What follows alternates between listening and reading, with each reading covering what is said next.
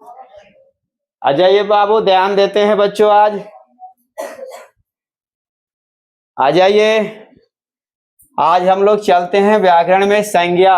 देखिए संज्ञा के भेद जो है, एक हम साधारण रूप से भेद पढ़ते हैं और एक हम व्युत्पत्ति के आधार पर भेद पढ़ते हैं। कुछ विद्वान ने साधारण रूप से संज्ञा के 3 भेद माने हैं, जिसमें व्यक्तिवाचक, जातिवाचक, भाववाचक आता है। उसी में हमारे द्रव्यवाचक और समूहवाचक को जातिवाचक में सम्मिलित कर लिया जाता है।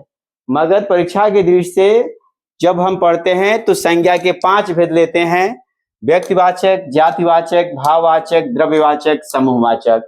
दूसरी जगह अगर संज्ञा के भेद लिया जाए तो व्याकरण की दृष्टि से मेरे 5 हो गए: व्यक्तिवाचक, जातवाचक, भाववाचक, द्रव्यवाचक और समूहवाचक। और व्युत्पत्ति के आधार पर अगर कभी पूछ देता है तो वहां संज्ञा के भेद लेते हैं 3: रूढ़ संज्ञा, यौगिक संज्ञा और योग रूप संज्ञा। यह तीनों चीज हम लोगों ने शब्द भेद में भी पढ़ा है कि रूढ़ शब्द, यौगिक शब्द और योग रूढ़ शब्द सेम टू सेम वही है, केवल वहां संज्ञा का आकार ले लेता है, रूप ले लेता है। आइए, संज्ञा किसे कहते हैं? तो परिभाषा इसी में है आपका कि व्यक्ति, जाति, भाव, द्रव्य और समूह के नाम को संज्ञा कहते हैं। कितने शब्द लेने हैं संज्ञा के परिभाषा में? 5। व्यक्ति, जात, भाव, द्रव्य और समूह के नाम को संज्ञा कहते हैं। संज्ञा क्या चीज है? जो चीज आप देख रहे हैं सब चीज संज्ञा है, यानी जो चीज दिखाई दे रही है लगभग सब संज्ञा ही है। सबका कुछ ना कुछ नाम है, और जब नाम है तो संज्ञा, यानी संज्ञा का शाब्दिक अर्थ क्या हो गया? आपका नाम हो गया। अब आते हैं व्यक्तिवाचक संज्ञा। जब याद करते हैं संज्ञा की परिभाषा से कि व्यक्ति, जाति, भाव, द्रव्य और समूह के नाम को संज्ञा कहते हैं, तो आप 2 चीज याद कर गए: संज्ञा की परिभाषा भी याद कर गए और संज्ञा की परिभाषा भी याद कर गए और संज्ञा के भेद भी याद कर गए। क्योंकि 5 भेद है, 5 शब्द हमने लिया है। क्या क्या लिया है? व्यक्ति, जाति, भाव, द्रव्य और समूह लिया है। चले आते हैं व्यक्तिवाचक संज्ञा क्या किसे कहते हैं? एक व्यक्ति, वस्तु, स्थान के नाम को जिससे प्रॉपर एक चीज का बोध होता है उसे ही हम व्यक्तिवाचक कहते हैं। जैसे राम, मोहन, भारत एक देश है, रामचरितमानस एक किताब है, दीपावली एक त्योहार है, पानीपत का युद्ध एक युद्ध है, बक्सर का युद्ध एक युद्ध है।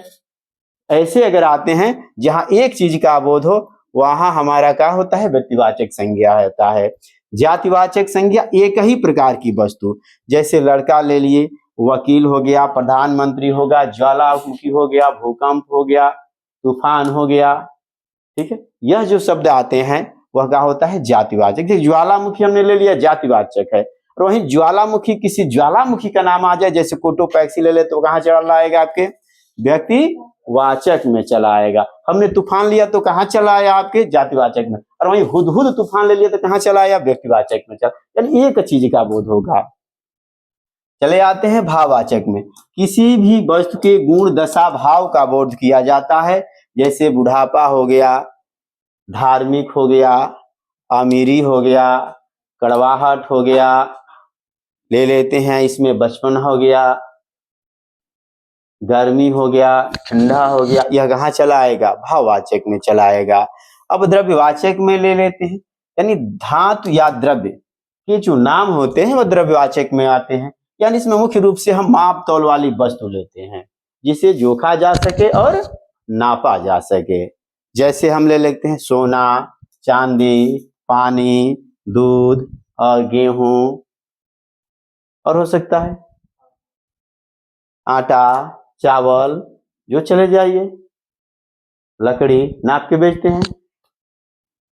तीसरा आता है समूहवाचक, यानी जहां कई चीज का एक संगठन जैसे दिखाई दे, जहां 5, 7, 10, 20, 50, 100 लोगों का जब समूह होता है जो प्रॉपर एक रूप में होता है, उसे ही कहते हैं समूहवाचक संज्ञा। जैसे संसद, संसद में कुछ निश्चित संख्या निश्चित होती है। ठीक है, कुंज, फूलों का गुच्छा जैसे ले लिया जाए। सभा, सभा में कुछ निश्चित से लोग होते हैं। मंत्री परिषद, पुंज, घौद होता है। ठीक है, तो यह क्या हो जाता है? समूह हो जाता है। आइए अब चलते हैं व्युत्पत्ति के आधार पर संज्ञा के 3 भेद होते हैं। यह आपको शब्द भेद में मिलेगा, जो शब्द में पढ़े थे वही है, केवल वहां हमने संज्ञा, रूढ़ शब्द के जगह पर संज्ञा के रूप में प्रयोग कर दिया जाता है। रूढ़ संज्ञा, जिन शब्दों का सार्थक खंड न हो, जिन शब्दों का सार्थक खंड न हो, ध्यान रखिएगा, जिन शब्दों का सार्थक खंड न हो, जैसे कमल और नाग। ठीक। यौगिक संज्ञा दो सार्थक शब्दों से बने, दो या दो से अधिक भी हो सकते हैं, दो या दो से अधिक सार्थक शब्दों से बने, जैसे विद्यालय और पुस्तकालय। योगरूढ़ संज्ञा वे यौगिक शब्द जो परंपरा से विशेष अर्थ प्रकट करते हैं। ठीक है, शब्द यौगिक होते हैं, वह भी दो ही शब्द के मिलके बने हैं। जैसे लंबोदर ले लिया जाए, दो शब्द बना है, फिर भी वह परंपरा से एक अपना विशेष अर्थ रखा है। क्या रखा है? विशेष अर्थ रखा है, इसीलिए क्या हो जाता है? योगरूढ़ संज्ञा। तो संज्ञा के कितने भेद हो गए आपके? एक व्याकरण से 5 हो गए और व्युत्पत्ति के आधार पर आपके 3 हो गए। इसमें से आपको यह आ सकता है कि कौन सा संज्ञा का भेद है, कौन सा संज्ञा का भेद नहीं है। इसमें से कोई एक शब्द देकर के आपसे पूछा जा सकता है कि किस प्रकार की संज्ञा है। जैसे आपसे पूछा जा सकता है कि मनुष्य किस प्रकार की संज्ञा है? हाथी जाति वाचक हो जाएगा, मित्रता भाव वाचक हो जाएगा, मंडल समूह वाचक हो जाएगा, काला सागर व्यक्ति वाचक हो जाएगा, गेहूं द्रव्य वाचक हो जाएगा, पेट्रोल द्रव्य वाचक हो जाएगा, त्रिपिटक व्यक्ति वाचक। कोई किताब का नाम आ जाएगा, कोई त्योहार का नाम आ जाएगा, व्यक्तिवाचक में होगा। चले आते हैं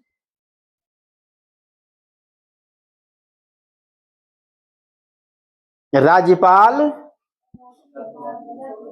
जाति वाचक, उत्तर प्रदेश के राज्यपाल व्यक्तिवाचक। चलिए रहने देते हैं।